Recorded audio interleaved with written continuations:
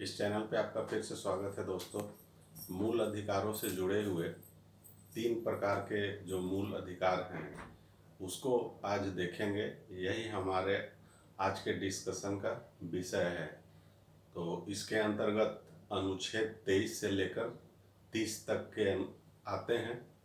और जो 3 मूल अधिकार हैं, पहला है शोषण के विरुद्ध अधिकार, दूसरा है धार्मिक स्वतंत्रता से संबंधित जो 25 से 28 के बीच का आता है, और तीसरे प्रकार का है इसे अल्पसंख्यकों का अधिकार भी कहा जाता है, और संस्कृति एवं शिक्षा का अधिकार अनुच्छेद 29 और 30 इसके अंतर्गत आते हैं। तो सबसे पहला जो मूल अधिकार है आज के चर्चा का विषय वो शोषण के विरुद्ध अधिकार। तो इसके अंतर्गत अनुच्छेद 23 और 24 आते हैं। तो इसको देखते हैं कि अनुच्छेद 23 में क्या है। तो अनुच्छेद 23 में है कि मानव दुर्व्यवहार और बलात् श्रम पे रोक लगाया गया है। मानव दुर्व्यवहार एवं बलात् श्रम। तो इसके अंतर्गत क्या आते हैं, तो पहला है बलात् श्रम, बेगारी और मानव व्यापार। 3 चीज़ों पे रोक लगाई गई है। बलात् श्रम क्या होता है? जबरदस्ती किसी से काम करवाना बलात् श्रम की श्रेणी में आता है। जोर जबरदस्ती से काम करवाना, डरा धमका कर काम करवाना, और किसी की अगर इच्छा ना हो उसके विरुद्ध, उसकी इच्छा के विरुद्ध अगर काम करवाया जाता है तो इसको बलात् श्रम की श्रेणी में रखा गया है। तो इन सब चीज़ों को प्रतिबंधित किया गया है किसके द्वारा? अनुच्छेद 23(1) के द्वारा। उसी प्रकार से बेगारी को भी प्रतिबंधित किया गया है। बेगारी क्या है? तो आप अगर किसी से काम करवाते हैं, बदले में पैसे नहीं देते हैं, तो उसे बेगारी कहा जाता है। इसे भी प्रतिबंधित किया है। फिर मानव के दुर्व्यवहार पर, मानव व्यापार पे भी रोक लगाई गई है। मानव व्यापार मुख्यतः मानव अंगों की तस्करी के लिए बड़े पैमाने पे व्यापार होता है, और इसके शिकार ज़्यादातर जो हैं सो बच्चे होते हैं। और उसी तरीके से महिलाओं का भी बड़े पैमाने पे दुरुपयोग होता है। तो मुख्य रूप से इसमें बच्चे एवं महिलाओं को संरक्षण प्रदान किया गया है मानव व्यापार के अंतर्गत। अब आते हैं इसके दूसरे हिस्से पे। इसके अंतर्गत आता है कि मान लीजिए कि हमारे देश में कुछ ऐसी स्थिति उत्पन्न हो जाए कि लोक हित में या सार्वजनिक हित में या देश हित में कुछ काम करना जरूरी हो। कुछ सार्वजनिक काम कुछ ऐसे आ जाएं जिन्हें कि करना अति आवश्यक है। तो ऐसी स्थिति में सरकार चाहे तो आवश्यक सेवा नागरिकों के ऊपर आरोपित कर सकती है, अर्थात नागरिकों को कह सकती है कि आपको ये काम करना ही होगा। तो वैसे वैसे कामों को जो सरकार द्वारा आवश्यक सेवा के रूप में आरोपित किया गया हो, वो बलात् श्रम की श्रेणी में नहीं आएंगे। तो यह एक तरीके से इसका अपवाद यहाँ पे रखा गया है। हर जगह जो प्रावधान किए जाते हैं वहाँ पे कुछ न कुछ अपवाद होते ही हैं। तो यहाँ पे अपवाद की श्रेणी में इसे ही रखा गया है, सरकार के द्वारा आवश्यक सेवा। अब इसमें भी है कि जो चयन होगा, जिन व्यक्तियों को चुना जाएगा उस काम को करने के लिए, उसमें किसी तरीके का भेदभाव नहीं होगा। भेदभाव किस आधार पे नहीं होगा? तो जाति के आधार पे, धर्म के आधार पे, मूल वंश के आधार पे और वर्ग के आधार पे कोई भेदभाव लोगों के बीच में नहीं किया जाएगा। तो यह था हमारा अनुच्छेद 23। अनुच्छेद 24 बहुत आसान है, आप कई जगह पढ़े होंगे, जानते होंगे पहले से। इसमें क्या है, तो बालकों अर्थात बच्चों को कारखानों में नियोजित करने से प्रतिबंधित किया गया है। अर्थात कि बच्चों को आप किसी भी कारखाने में या किसी भी उद्योग धंधे में नहीं लगा सकते हैं। यहाँ बच्चे जब कहा जा रहा है तो उसका मीनिंग है या कि उनकी उम्र 14 वर्ष से कम की हो। अर्थात 14 वर्ष से कम उम्र के बच्चों को किसी भी उद्योग धंधे कारखानों में नहीं लगाया जा सकता है। तो यही है अनुच्छेद 24। अब हम आते हैं दूसरे प्रकार की स्वतंत्रता पर। वो कौन सी है? तो धार्मिक स्वतंत्रता। इसके अंतर्गत अनुच्छेद 25 से 28 आते हैं। सबसे पहले अनुच्छेद 25, इसमें क्या है? अंतःकरण के अनुसार धर्म को मानने, आचरण करने एवं प्रचार करने की स्वतंत्रता है। तो यहाँ पे शब्दों को ध्यान दीजिए। क्या है? एक शब्द अंतःकरण, दूसरा है धर्म, तीसरा है मानने, आचरण करने और प्रचार करने। अब इसको समझते हैं। अंतःकरण, किसी व्यक्ति के अंतःकरण से मतलब होता है कि व्यक्ति का दिल दिमाग दोनों को अंतःकरण में शामिल किया जाता है। कोई भी काम व्यक्ति तभी करता है जब उसका हार्ट अलाउ करता है, उसका माइंड अलाउ करता है, अर्थात मन मस्तिष्क और दिल तीनों जब उसको अलाउ करते हैं तभी कोई काम मनुष्य करता है। तो यहाँ अंतःकरण में जो बतलाया गया है यही बात है कि कोई भी व्यक्ति अंतःकरण के आधार पे, अगर अर्थात कहते हैं ना कि आत्मा गवाही नहीं दे रहा है, तो अगर आत्मा गवाही जिस धर्म को मानने के लिए दे रहा है वैसे धर्म को मानना, उसके अनुसार से आचरण करना, उसका प्रचार प्रसार करना, और यही 3 चीजें दी गई हैं कि अगर आत्मा गवाही दे रही है तो 3 चीजें करेंगे। उस धर्म को मानेंगे, उसके अनुसार से आचरण कर सकते हैं और उसका प्रचार प्रसार कर सकते हैं। इसकी स्वतंत्रता दी गई है। अब यहाँ पे समझते हैं हम एक और बात को, मानने, आचरण करने और प्रचार करने। तो मानने से तो यहाँ पे क्लियर है। अब एक है शब्द आचरण करने। आचरण करने से मतलब है कि अलग अलग धर्मों के कुछ अलग तौर तरीके होते हैं, कुछ वेशभूषा होते हैं, कुछ धार्मिक चिन्ह होते हैं। तो उन चिन्हों को प्रयोग में ला सकते हैं। जैसे मुस्लिम धर्म में है कि 786 जो अंक है उसे बहुत शुभ माना गया है। तो अगर कोई चाहे तो 786 किसी तरीके से उसकी ताबीज बना के पहन सकता है, या कई लोग पहनते भी हैं। वैसे ही हिंदू धर्म में तिलक लगाना, टीका लगाना, गेरुआ वस्त्र धारण करना, तो ये सब चीज़ें जो होती हैं, या कोई धार्मिक चिन्ह लेके कोई त्रिशूल लेके चलते हैं, या सिख धर्मों में कृपान धारण करते हैं, तो इसी को कहा गया है आचरण, कि उस धर्म के अनुसार आचरण करने की स्वतंत्रता है। अब यहाँ पे एक और जो शब्द आता है अंतःकरण, इसको तो हम लोगों ने समझ लिया कि अंतःकरण क्या होता है। मतलब आपकी आत्मा गवाही दे रही है, अगर आम बोलचाल की भाषा में कहें तो आत्मा अगर गवाही दे रही है तो उस धर्म को आप मान रहे हैं। अब यहीं पर एक बात आती है धर्मांतरण की। धर्मांतरण क्या होता है कि एक धर्म के मानने वाले व्यक्ति को किसी अन्य धर्म में परिवर्तित करना, तो इसे धर्मांतरण कहा जाता है। अब यहाँ पे जो कोर्ट का डिसीजन है कि धर्मांतरण को वैध और अवैध दोनों माना गया है। वैध किस स्थिति में माना गया है? कि कोई व्यक्ति अपने अंतःकरण से किसी दूसरे धर्म को स्वीकार कर लेता है तो वह तो वैध है।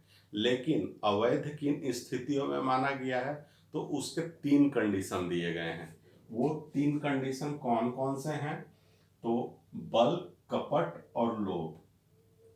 इन 3 आधारों पे अगर किसी का धर्मांतरण करवाया जाता है, एक धर्म से दूसरे धर्म में परिवर्तित करवाया जाता है, तो उसे दंडनीय अपराध बनाया गया है। बल का मतलब होता है किसी के साथ जोर जबरदस्ती से उसका धर्म का परिवर्तन करवा देते हैं आप, तो उसे बल कहा जाता है। जैसे पहले के समय में हुआ था ना कि कई आक्रांता हमारे यहाँ आए और उन्होंने काफ़ी बड़े पैमाने पे नरसंहार किया, तो और लोगों को मुस्लिम धर्म में परिवर्तित करवा दिया। कई आए, तो वही है बल। अब बल से पूर्वक किसी का धर्म परिवर्तन नहीं करवा सकते हैं। उसी प्रकार से है कि लोभ। लोभ का मतलब होता है रुपया पैसे का लोभ, जमीन जायदाद का लोभ, या नौकरी का लोभ। तो किसी भी तरीके से अगर आप लोभ के द्वारा धर्म का परिवर्तन करवा रहे हैं तो वह भी दंडनीय अपराध की श्रेणी में आता है। फिर एक तीसरा जो कैटेगरी बतलाया गया वो है कपट के द्वारा, किसी को अनजाने में छल के द्वारा आप एक धर्म से दूसरे धर्म में परिवर्तित करवाते हैं तो वो भी दंडनीय अपराध की श्रेणी में आता है। अब यहाँ पे आचरण से संबंधित हो तो आपको समझ में आ ही गया। काफ़ी प्रश्न पूछे गए हैं कि सिख लोग जो कृपान धारण करते हैं उसका किस अनुच्छेद में के अनुसार से उन्हें छूट है, तो वो जो छूट है इसी अनुच्छेद 25 के अनुसार है। धर्मांतरण से संबंधित भी पूछा जाता है कि धर्मांतरण किस अनुच्छेद के अंतर्गत उसका वर्णन है, तो यह भी अनुच्छेद 25 में है। तो ये हो गए। अब है कि धर्म से संबंधित बहुत सारे कर्म कांड होते हैं, हर एक धर्मों के अपने अपने कर्म कांड हैं। तो कर्म कांड तो आप कर सकते हैं, लेकिन ऐसा कर्म कांड नहीं हो कि कुछ चीज़ें अस्त व्यस्त हो जाएं, तो उसको बतलाया गया है। वो कौन सी है कि लोक व्यवस्था, मतलब कि एडमिनिस्ट्रेशन जो है, समाज की जो व्यवस्था है वो चरमरा रही हो तो वैसे कर्म कांड आप नहीं कर सकते। सदाचार की भावना अगर बिगड़ रही हो तो वैसे भी कर्म कांड आप नहीं कर सकते हैं। और स्वास्थ्य के साथ आप खिलवाड़ नहीं कर सकते, ऐसा कर्म कांड नहीं कर सकते कि लोगों के स्वास्थ्य पे उसका असर पड़े। ये 3 तरीके के जो क्रियाकलाप हैं, अगर इसमें किसी तरीके का खिलवाड़ किया जाएगा तो शासन या प्रशासन वहाँ हस्तक्षेप करेगी और उन गतिविधियों का नियंत्रण करेगी, और चाहे तो इसके संबंध में नियम भी बना सकती है। इसमें सरकार को पूरी शक्ति होती है कि इनको नियंत्रित करे और उसके संबंध में नियम बनाए। अब इसी में एक और बात आती है सामाजिक सुधार की। तो सामाजिक सुधार को आप धर्म के नाम पे रोक नहीं सकते हैं। मान लीजिए कि सामाजिक सुधार किसे कहते हैं, जैसे बहुत से जाति के आधार पे लोगों को मंदिर में प्रवेश करने से रोका जाता है। तो मंदिर में प्रवेश से संबंधित अगर कोई सामाजिक सुधार का कार्यक्रम चल रहा हो तो वैसे कार्यक्रम को धर्म के नाम पे रोका नहीं जाएगा। उसी तरीके से महिलाओं के संबंध में भी है कि बहुत सारे मंदिरों में महिलाओं के प्रवेश को भी रोका जाता है। तो ये सब चीज़ें जो होती है सो धर्म सुधार समाज सुधार के अंतर्गत आते हैं और इन्हें धर्म के आधार पे रोका नहीं जा सकता है। अब है इसमें एक और बात है कि 3 तरीके की जो 3-4 कुछ गतिविधियां ऐसी होती है, धर्म के नाम पे बहुत सारी गतिविधियां होती हैं, तो उन गतिविधियों का नियंत्रण और उसके संबंध में नियम बनाने का अधिकार सरकार को होता है। तो वो कौन कौन सी गतिविधियां होंगी, कोई सामाजिक गतिविधि, कोई आर्थिक गतिविधि हो, वित्तीय, राजनीतिक, ये 4 तरीके की जो गतिविधियां धर्म के अंतर्गत अगर होती हो तो उसके नियंत्रण का अधिकार सरकार को होता है। अब धर्म के गतिविधि का ये मतलब नहीं, आर्थिक और वित्तीय का मतलब है कि आप चंदा वसूली कर रहे हो, वो भी मनमाने तरीके से कर रहे हो। जैसे होता है ना, पूजा त्योहारों में आपने देखा होगा कि रोड पर लोग निकल जाते हैं और उसके नाम पे, चंदा के नाम पे, सरस्वती पूजा तो दुर्गा पूजा, इसके नाम पे जोर जबरदस्ती से पैसे वसूले जाते हैं। तो इस तरीके की जो गतिविधियां हैं इनके संबंध में शासन और प्रशासन नियम बना सकते हैं। उसी तरीके से सामाजिक और राजनीतिक, जैसे कि एक राम मंदिर का एक मुद्दा आया तो वो मामला पूरी तरह से राजनीतिक बन गया, तो उसको नियंत्रित करने के लिए सरकार को पावर है, शक्ति दी गई है और वो नियंत्रित कर सकता है, उस संबंध में नियम भी बना सकता है। तो यही होते हैं। अब एक और जो महत्वपूर्ण बात है कि कोई भी सरकार के द्वारा अगर निर्देश दिया जाता है, तो अगर हिंदू धर्म के लोगों को निर्देश दिया जा रहा है तो यह भी माना जाएगा कि वैसे निर्देश सिख, बौद्ध और जैन, इन तीनों धर्मों पर भी वो निर्देश लागू होते हैं। और इसका उल्टा भी है कि इन धर्मों से संबंधित भी अगर कोई निर्देश दिया जा रहा है तो वो भी हिंदू धर्मावलंबियों पे लागू होता है। अर्थात इन तीन धर्मों को एक तरीके से सिख, बौद्ध और जैन को हिंदू धर्म की एक शाखा के रूप में ही माना गया है हमारे संविधान में।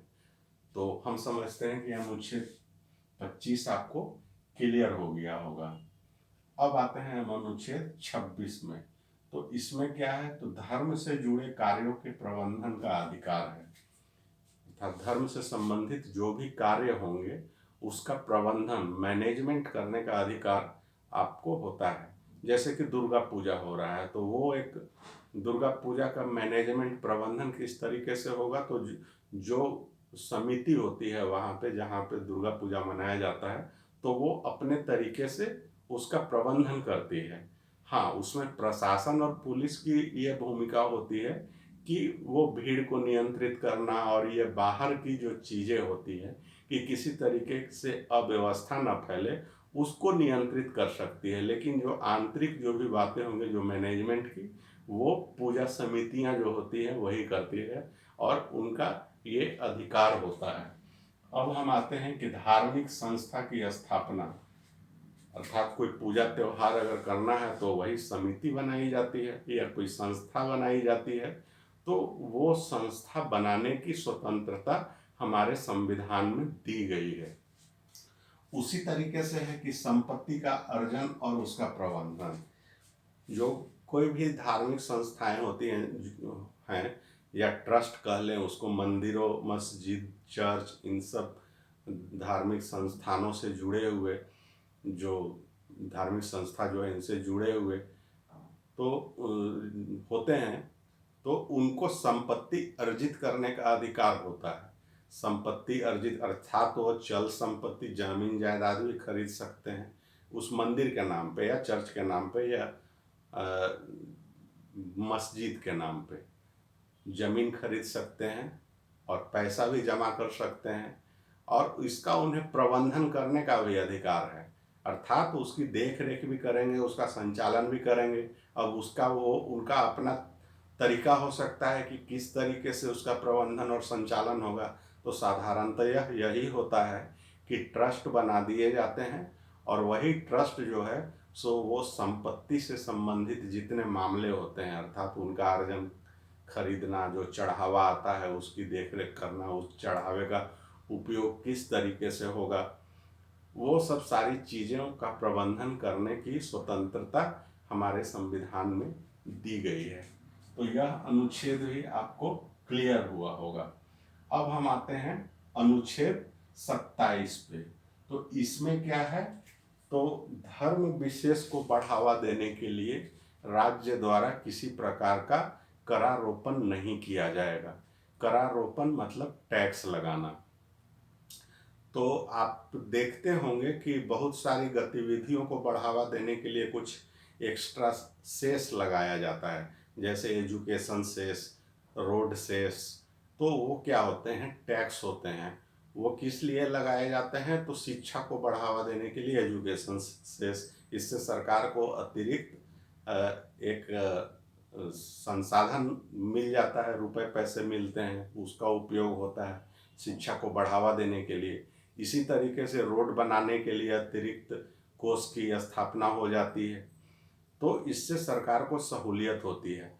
तो यहाँ पे कहा गया है कि किसी धर्म विशेष को बढ़ाने के लिए कोई टैक्स नहीं लगाया जाएगा। अर्थात जो शिक्षा और सड़क बनाने के लिए जो सेस लगाया जाता है, टैक्स लगाया जाता है, उस तरीके से कोई धार्मिक कर आप नहीं लगा सकते हैं। करारोपण पे रोक लगाया गया है।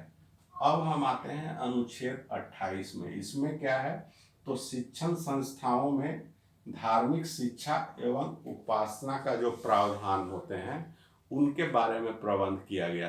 अर्थात जो भी शिक्षण संस्थान है, चाहे वो सरकारी हो, निजी हो, ट्रस्ट के द्वारा चलाए जा रहे हों, धार्मिक संस्थानों के द्वारा चलाए जा रहे हों, तो उन संस्थानों में धार्मिक शिक्षा और उपासना के क्या प्रावधान हैं वो अनुच्छेद 28 में किए गए हैं।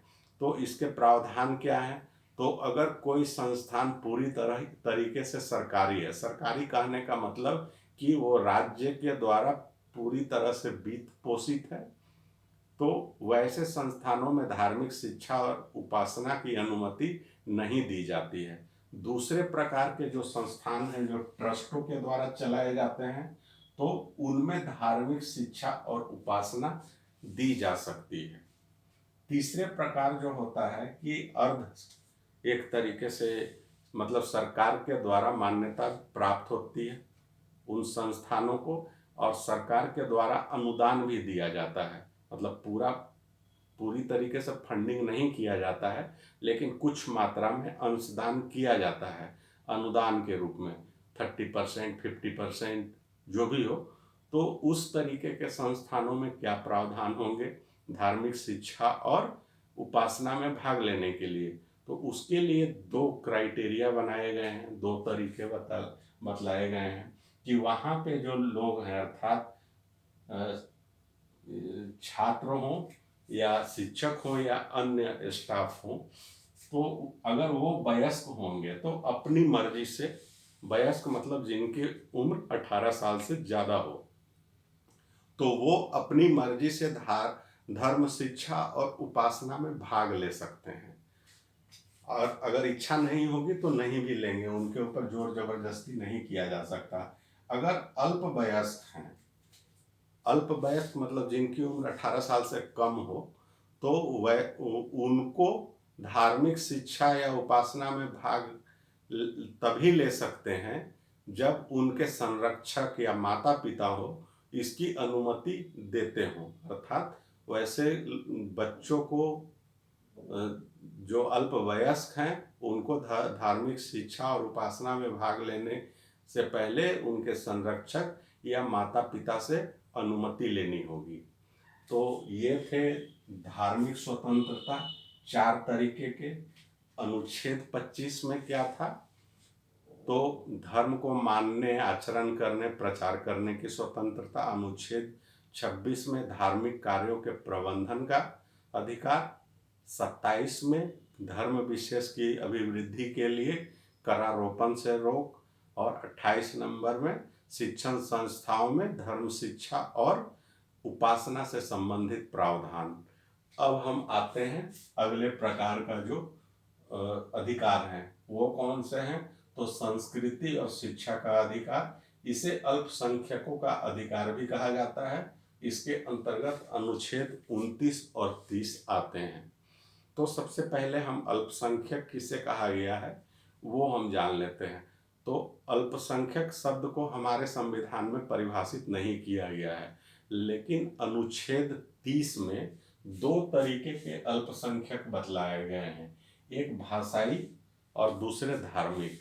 अर्थात यहाँ पे अगर क्वेश्चन पूछा जाएगा कि हमारे संविधान के अनुसार कौन कौन से कितने तरीके के अल्पसंख्यक हैं, तो 2 तरीके के अल्पसंख्यक हैं, एक भाषाई अल्पसंख्यक और दूसरे धार्मिक अल्पसंख्यक। अब राजनीतिक के अनुसार अल्पसंख्यक की क्या व्याख्या है? तो जिनकी आबादी अगर कुल जनसंख्या का 50% से कम हो तो उन्हें अल्पसंख्यक माना गया है। ये राजनीतिक परिभाषा हुई। और तीसरा एक है अल्पसंख्यक आयोग के अनुसार से। तो हमारे देश में एक अल्पसंख्यक आयोग होता है, राज्यों में भी होते हैं उसकी शाखाएं। तो उस अल्पसंख्यक आयोग की परिभाषा के अनुसार हमारे देश में 6 प्रकार के अल्पसंख्यक बतलाए गए हैं। वो 6 प्रकार कौन कौन से हैं?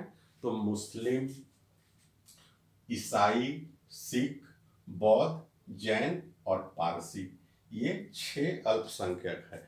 अब यहाँ पे प्रश्न पूछा जा सकता है कि धर्मों के नाम दिए होंगे, अब इनमें कहा जाएगा कि कौन कौन से अल्पसंख्यक हैं या नहीं है, इससे जोड़ के पूछा जा सकता है।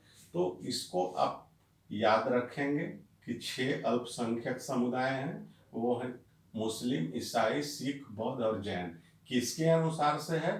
तो अल्पसंख्यक आयोग के अनुसार से। अब हम आते हैं अनुच्छेद पे। तो अनुच्छेद 29 में क्या है? तो इसमें अल्पसंख्यक हितों के संरक्षण की बात की गई है। तो अल्पसंख्यक हितों के संरक्षण के अंतर्गत क्या आती है? तो संस्कृति, भाषा और लिपि। अब यहाँ पे जो है सो ध्यान देंगे कि जब संविधान में बात की जा रही है तो दो ही तरीके के अल्पसंख्यक हैं, भाषाई और धार्मिक। तो उसी अनुसार से यहाँ पे प्रावधान किए गए हैं, भाषाई और धार्मिक अल्पसंख्यकों के अनुसार से इसे किया गया है। तो उनके हितों का संरक्षण होगा तो क्या कर सकते हैं? तो उन्हें छूट दी गई है, अर्थात जो भी भाषाई या धार्मिक अल्पसंख्यक होंगे अपनी संस्कृति, भाषा और लिपि को बचाने या संरक्षित करने के लिए विशेष प्रावधान या विशेष कदम उठाए जा सकते हैं। मतलब किनके द्वारा? उनके द्वारा, भाषाई या धार्मिक अल्पसंख्यकों के द्वारा अपने लिपि, भाषा और संस्कृति को संरक्षित करने की स्वतंत्रता है, वो किस भी तरीके से वो कर सकते हैं। अब हम आते हैं अनुच्छेद 30 पर। इसमें क्या है? तो अल्पसंख्यकों को शिक्षण संस्थान खोलने और उसका प्रबंधन करने की स्वतंत्रता है। अब यह भी काफी महत्वपूर्ण अनुच्छेद है कि अल्पसंख्यकों को किस अनुच्छेद के आधार पे अपनी रुचि के शिक्षण संस्थान खोलने, उसका प्रबंधन, संचालन और नियंत्रण करने का अधिकार है। तो वही है अनुच्छेद 30। अब प्रबंधन की जब बात आती है तो उसमें क्या क्या आते हैं? तो एक तो एडमिशन का मामला भी जो होता है, उन संस्थानों में छात्रों का प्रवेश होगा, एडमिशन होगा, उसकी क्या नीति होगी, वहाँ पे जो शुल्क लिए जाएंगे, फीस लिए जाएंगे, उसके क्या तरीके होंगे। तो ये सब प्रबंधन के अंग होते हैं, प्रबंधन के अंतर्गत आते हैं। तो उसकी क्या क्या व्यवस्थाएं हैं संविधान के अनुसार, उसे देख लेते हैं। तो प्रवेश अर्थात एडमिशन के लिए क्या प्रावधान होंगे?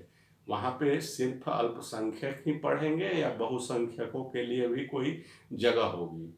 तो इस संबंध में पहले कोर्ट ने एक डिसीजन दिया था कि 50% छात्र जो होंगे वो बहुसंख्यक समुदाय से होंगे, परंतु बाद में इस डिसीजन को बदल दिया गया और वर्तमान में इस्तेमाल किया गया है शब्द कि उनके प्रवेश का जो नियम होगा और जो तौर तरीका होगा वो पारदर्शी होगा और बहुसंख्यक समुदाय से लिए जाने वाले छात्रों की संख्या पर्याप्त होगी। तो यहाँ पे दो शब्दों का प्रयोग हुआ है कि उनके एडमिशन की जो प्रक्रिया होगी वो पारदर्शी होगी और बहुसंख्यकों की जो संख्या होगी वो पर्याप्त होगी। अब पर्याप्त को यहाँ पे परिभाषित नहीं किया गया है कि वो पर्याप्त कितना होगा, 50%, 60% या 30%, इस तरीके से परिभाषित नहीं किया गया है। तो सिर्फ इसे ही याद रखेंगे, पारदर्शी और पर्याप्त। दूसरा है शुल्क अर्थात फीस जो लिया जाता है स्टूडेंट से, उसके बारे में है। तो इस संबंध में क्या है कि उनको छूट तो है कि आप फीस आप जो लगाते हैं, लेते हैं, उसकी छूट है निर्धारित करने का, लेकिन मनमाना फीस नहीं लिया जा सकता है। अगर वो मनमाना लेंगे तो वहाँ पे सरकार दखल दे सकती है और सरकार अपना नियम बना के उन पे आरोपित कर सकती है कि नहीं, आपको ऐसा करना होगा, इतना ही लेना होगा, इससे ज़्यादा आप नहीं ले सकते। अच्छा, उसमें भी क्या है कि किसी तरीके का डोनेशन या कैपिटेशन फीस बिल्कुल नहीं ले सकते हैं, क्योंकि कोर्ट का कहना है कि जो एजुकेशन जो होता है, शिक्षा है, वो कोई व्यापार नहीं होता है। तो इसीलिए डोनेशन और कैपिटेशन फीस नहीं लिया जा सकता है और दूसरे भी जो शुल्क हैं वो मनमानी तरीके से नहीं वसूले जा सकते हैं। तीसरा है कि इन दो मामलों में तो उनको एक तरीके से स्वायत्तता दी गई है उन शिक्षण संस्थाओं को, लेकिन हर जगह पे एक तो अपवाद होता ही है कि अगर जो आपको अधिकार दिए गए हैं उसका आप लिमिट से ज़्यादा दुरुपयोग करेंगे तो फिर वहाँ पे सरकार का नियंत्रण करती ही करती है। तो वही बात यहाँ भी है। लेकिन ये जो 3 मामले हैं ये पूरी तरीके से सरकार की नीतियों को मानना होता है उन शिक्षण संस्थाओं को। वो कौन कौन सी है? तो अकादमिक सत्र अकादमिक सत्र वो सरकार जो निर्धारित करेगी उसी सत्र को मानना पड़ेगा। अर्थात जनवरी से दिसंबर अगर सरकार कहे तो वही अकादमिक सत्र होगा, अगर अप्रैल से मार्च कहे तो वही होगा, जुलाई से अगर जून कहे तो वही अकादमिक सत्र होगा। वो अपने अनुसार से अकादमिक सत्र नहीं चला सकते। दूसरा क्या है, अर्हता, मतलब एजुकेशनल क्वालिफिकेशन की यहाँ पे बात की जा रही है। अब इसमें जो है अर्हता का यहाँ पे मतलब है कि जो डिवीजन तय किया जाता है वो क्या है। एक आम जो साधारण रूप से जो चलता है कि जिसका अगर 60% नंबर आते हैं परीक्षाओं में तो वो फर्स्ट डिवीजन माने जाएंगे। उसी तरीके से सेकंड डिवीजन, थर्ड डिवीजन या जो भी वो क्राइटेरिया होगा वो अपने तरीके से निर्धारित नहीं कर पाएंगे वैसे शिक्षण संस्थान। वो सरकार के द्वारा जो निर्धारित नियम होंगे उसे ही मानना पड़ेगा। अब तीसरी जो चीज है कि शिक्षकों की योग्यता, तो वैसे शिक्षण संस्थानों में जो भी शिक्षक नियुक्त किए जाएंगे उनकी जो योग्यता या क्वालिफिकेशन होगी वो सरकार द्वारा तय किए गए मानकों अर्थात स्टैंडर्ड के आधार पर ही होंगे। कोई अपने मानक वो तय नहीं कर सकते हैं। ये है एजुकेशनल क्वालिफिकेशन के मामले में। बाकी जो और दूसरे चीज में उनको प्राथमिकता दी जा सकती है। अर्थात जिस धर्म संस्था के द्वारा वो शिक्षण संस्थान चलाए जा रहे हैं तो उस धर्म से आने वाले लोगों को वहाँ पे नियुक्ति में प्राथमिकता दी जा सकती है, परंतु क्वालिफिकेशन जो होगा, शिक्षकों की योग्यता जो होगी वो पूरी तरीके से सरकार के नियम के अनुसार ही होंगे। तो दोस्तों ये थे अल्पसंख्यकों से जुड़े दो अधिकार, अनुच्छेद 29 और 30। यह भी आपको क्लियर हुआ होगा। तो पहले तो अल्पसंख्यक की परिभाषा आई, अनुच्छेद 30 के अनुसार दो अल्पसंख्यक, भाषाई धार्मिक। उसके बाद राजनीति के अनुसार 50% से कम आबादी को अल्पसंख्यक माना गया। अल्पसंख्यक आयोग के अनुसार से 6 अल्पसंख्यक। अनुच्छेद 29 में क्या था, तो अल्पसंख्यकों के हितों के संरक्षण की व्यवस्था थी। और अनुच्छेद 30 में क्या था, तो अल्पसंख्यकों को अपनी रुचि के शिक्षण संस्थान खोलने और उनका प्रबंधन, संचालन, नियंत्रण करने का अधिकार दिया गया है। तो दोस्तों हम समझते हैं कि आज जो हमारे 3 प्रकार के अधिकारों की चर्चा हुई ये समझ में आए होंगे। अगर पसंद आया हो तो लाइक ज़रूर करेंगे, अपने दोस्तों के बीच में शेयर कर लेंगे, इस चैनल को सब्सक्राइब कर लें और नोटिफिकेशन वाली घंटी ज़रूर दबा दें। धन्यवाद दोस्तों।